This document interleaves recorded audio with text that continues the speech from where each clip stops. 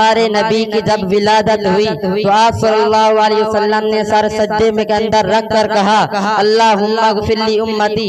ہمارے نبی تین روز گھروں کے اندر سجدے کر کر روتے رہے اور یہی کہا اللہم اغفر لی امتی۔ ہمارے نبی ساری رات قیام کے اندر گزار دیتے اور یہی کہا اللہم اغفر لی امتی۔ ہمارے لیے عرش پہ دعائیں مانگی تو یہی کہا اللہم اغفر لی امتی۔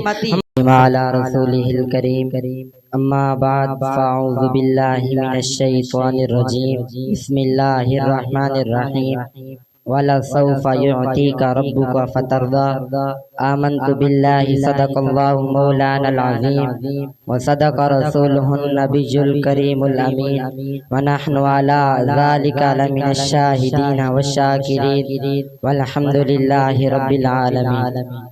سامعین ذی وقار، اللہ تبارک و تعالیٰ کی حمد و ثنا کے بعد حضور پر نور سرور کائنات صلی اللہ علیہ وآلہ وسلم کی ذات گوہر بار کے اندر درود کا نذرانہ پیش کرنے کے بعد دعا ہے اللہ تبارک و تعالیٰ مجھے حق اور سچ کہنے کی توفیق عطا فرمائے اور ہم سب کو اس پر عمل کرنے کی توفیق عطا فرمائے۔ سامعین ذی وقار، حضرت عبداللہ بن عمر رضی اللہ تعالیٰ عنہ سے مروی ہے، آپ فرماتے ہیں کہ نبی کریم صلی اللہ علیہ وسلم قرآن مجید کی تلاوت فرما رہے تھے جن میں حضرت ابراہیم علیہ السلام کا ذکر آیا، ربی انہن عدلن کثیرا من الناس فمن تبعنی فانہ منی۔ اے پروردگار، انہوں نے بہت سے لوگوں کو گمراہ کیا ہے، سو جس نے میرا کہا مانا وہ میرا ہے۔ پھر حضرت ابراہیم علیہ السلام نے فرمایا اگر تم ان کو عذاب دے گا تو وہ تیرے بندے ہیں۔ ان آیات کریمہ کی تلاوت کرنے کے بعد آپ صلی اللہ علیہ وآلہ وسلم نے اپنے ہاتھ مبارک اٹھائے اور عرض کیا یا اللہ میری امت میری امت۔ پھر آپ صلی اللہ علیہ وسلم زارو قطار رونے لگے۔ اللہ تبارک و تعالی نے فرمایا جبرائیل جا میرے محبوب کی بارگاہ کے اندر جا اور ان کے پوچھ کر آ کہ کیوں رو رہے ہو۔ جب جبرائیل بارگاہ مصطفیٰ میں حاضر ہوئے اور عرض کیا یا رسول اللہ، اللہ فرما رہا ہے کہ کیوں رو رہے ہو، تو آپ صلی اللہ علیہ وسلم نے رونے کی وجہ بتائی تو اللہ تبارک و تعالی نے فرمایا جبرائیل میرے محبوب کی بارگاہ کے اندر جا اور ان سے بتا کر ان قریب ہم آپ کو آپ کی امت کے معاملے میں راضی کریں گے۔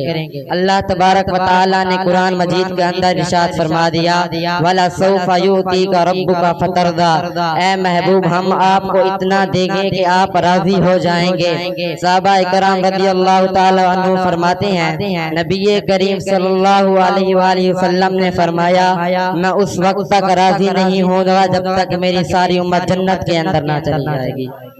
ہم گناہ گاروں سیاہ کاروں کے لیے اللہ کے نبی تین روزگاروں کے اندر سجدے کر کر روتے رہے۔ ہم گناہ گاروں کے لیے اللہ کے نبی ساری رات قیام کے اندر گزار دیتے۔ ہمارے لیے عرش پہ بھی دعائیں مانگی، فرش پہ بھی دعائیں مانگی اور اب بھی روزہ اقدس میں اللہ سے بخشش طلب کر رہے ہیں۔ سیدنا انس رضی اللہ تعالیٰ عنہ فرماتے ہیں میں نے عرض کیا یا رسول اللہ روز محشر آپ میری شفاعت کریں گے؟ تو آپ صلی اللہ علیہ وسلم نے شفاعت فرمانے کا وعدہ کیا تو میں نے عرض کیا یا رسول اللہ روز محشر میں آپ کو کہاں تلاش کروں گا؟ تو آپ صلی اللہ علیہ وسلم نے فرمایا سب سے پہلے مجھے پل صراط کے اوپر تلاش کرنا۔ میں نے عرض کیا یا رسول اللہ اگر آپ مجھ کو وہاں بھی نہ ملیں؟ تو آپ صلی اللہ علیہ وسلم نے فرمایا پھر مجھے میزان کے اوپر تلاش کرنا۔ میں نے عرض کیا یا رسول اللہ اگر آپ مجھ کو وہاں بھی نہ ملیں؟ تو آپ صلی اللہ علیہ وسلم نے فرمایا پھر مجھے حوض کوثر کے اوپر تلاش کرنا۔ بتانا مسلمان اللہ کے نبی پل صراط کے اوپر غلاموں کو پار لگواتے ہوں گے، میزان کے اوپر درود کی پرچیاں ڈال کر پلرے بھاری کراتے ہوں گے، حوض کوثر پر اپنی پیاسی امت کو بھر بھر کر جام پلاتے ہوں گے، پھر دوزخ سے بھی آواز آنے لگے گی اے اللہ کے نبی تو نے اپنی قوم کے لیے اللہ کے غضب سے کچھ نہ چھوڑا۔ ہمارے نبی کی جب ولادت ہوئی تو آپ صلی اللہ علیہ وسلم نے سر سجدے میں کے اندر رکھ کر کہا اللہم اغفر لی امتی۔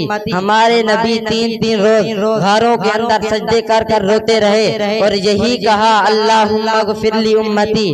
ہمارے نبی ساری رات قیام کے اندر گزار دیتے اور یہی کہا اللہم اغفر لی امتی۔ ہمارے لیے عرش پہ دعائیں مانگی تو یہی کہا اللہم اغفر لی امتی۔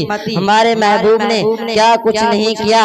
آج فلسطین کے اوپر اتنا بڑا ظلم ہو رہا ہے، کسی کو خبر ہی نہیں۔ پہلے کے لوگ تھے جن کو جذبہ جہاد کرنے کا شوق تھا، آج وہ جذبہ جہاد کہاں گیا؟ میں نے کہا جب فلسطین کے اوپر چھوٹی بچیاں پکار کر کہتی ہوں گی ہماری مدد کے لیے کوئی آئے، یہاں مسلمانوں کو کچھ پتہ ہی نہیں۔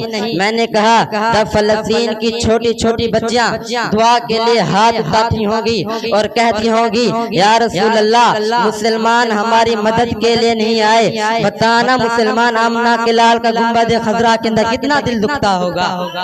آج ٹائم ہے، اگر انسان کچھ نہیں کر سکتا خلوص نیت کے ساتھ بیٹھ کر دعا مانگے، خدا بھی راضی ہو جائے گا، مصطفیٰ بھی راضی ہو جائے گا۔